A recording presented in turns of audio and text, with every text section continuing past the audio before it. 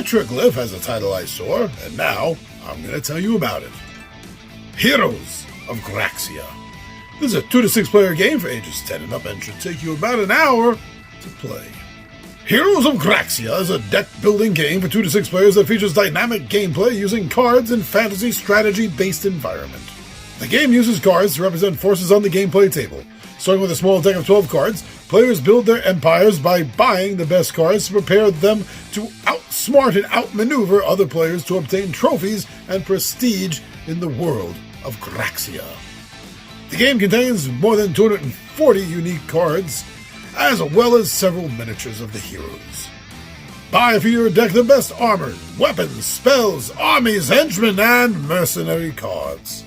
Conquer enemies by playing these cards on the gameplay table in a sequence of turns with other players. The fantasy world of Graxia is filled with mysteries designed for players to discover and solve. Why are there huge continents floating in the sky? Why is there such a wide variety of races living on each of these continents when travel between these lands is only accomplished through the use of Guardian-created magical portals? Only selecting your favorite Guardian, exploring the world, and commanding your armies in battle will provide the answers to some of Graxian mysteries. Heroes of Graxia is not a collectible card game. It is a deck-building card game based on the Graxia universe and Guardians of Graxia board game published by Petroglyph. That's a lot. It's a lot of fun. It sounds like. I'm not the biggest fan of deck building games. So when one catches my attention, that means something to me. It means a little bit more. It means a little bit more than usual. So this deck building fantasy war game, it's like pitting competing armies against each other. And the armies are each led by these heroes, or potentially led by these heroes that are much more powerful than even groups of forces. And you're getting to pit them against each other, while at the same time trying to solve these world mysteries. What the hell is going on? And the combination of those two things is something I find very interesting.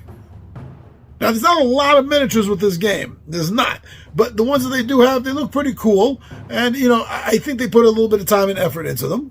So they're nice. And, even though I don't paint miniatures, I'm sure that there are painters out there that will see these and I'll be like, ooh, yeah, I want to paint those.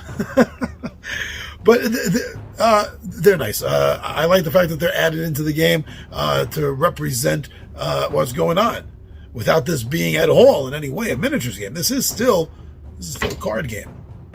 Now, as the game runs, it seems from what I'm reading that there's also several different modes and versions and ways in order to come at the game, such as playing the game against the things the game throws at you. Kind of like a player versus monster, player versus environment, player versus quest, story kind of aspect.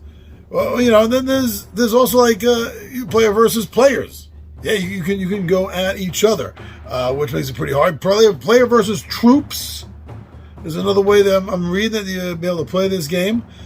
So there are multiple ways that you're going to come in and try to get your victory points in order to win the game, your prestige points.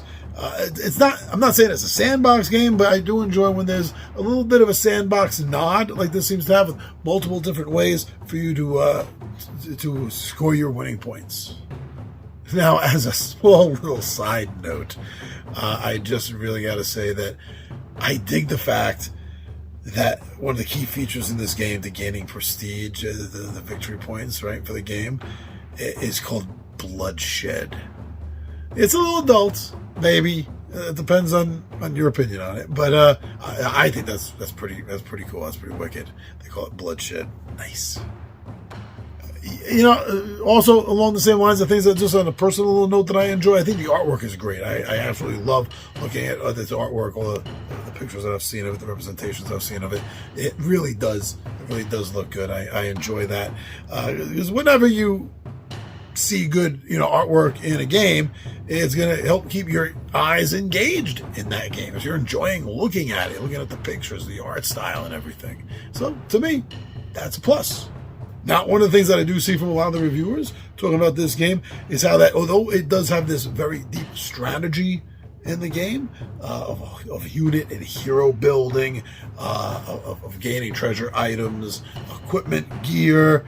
That this really is altogether a wonderful system to try to master. But overall, it is a strategy game, and that's going to raise a lot of difficulties in it, and I like that. But it's more, you know. It's also a mystery game at the same time. So awesome, kudos. Please go, you know, get some more information. Watch some playthroughs. It's always the best way to determine if you're going to like a game or not. Don't worry about what the floating heads are telling you. You never know if any of the floating heads you see in social media have been, you know, bought or bribed, told what to say about it. You don't know. I don't know. But watch a playthrough.